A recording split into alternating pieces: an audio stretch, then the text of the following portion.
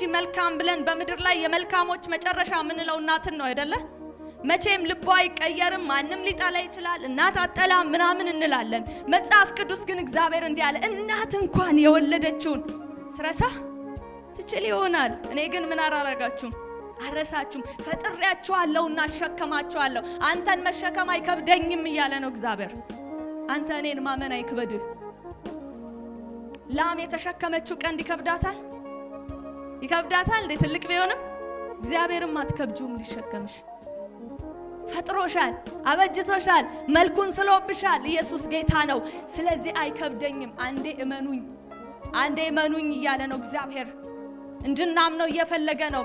ደርሰው ከነዓን ጋር ደርሰው ወደ ተስፋይቱ ቃል ከ40 ዓመት በፊት ወደ ተነገራቸው በር ጋር ደርሰው አትገቡም ተባሉ።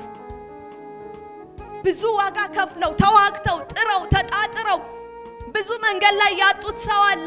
ለየትኛው ነገር ብለው ነው መንገዱን ያውሉ የተጓዙት? ጫማቸው ሳያልቅ ልብሳቸው ሳይበላ በታማኝነት እግዚአብሔር መርቷቸው ልክ ከነዓን በር ጋር ሲደርሱ ግን እግዚአብሔር ምን አላቸው? አትገቡ። እግዚአብሔር የትኛውንም ነገር ይታገሳል። እግዚአብሔር የትኛውንም ኃጢአት ይቅር ሊል ይችላል። እግዚአብሔር ግን ይቅር አላቸው። ምን ሲሉ? አላምንህም ሲሉት፣ እግዚአብሔርን አናምንም ሲሉት፣ እግዚአብሔር ቢያስገድለንስ ሲሉት፣ የእግዚአብሔርን መልካምነት መጠራጠር ሲጀምሩ እግዚአብሔርን ማለ ይላል አትገቡም።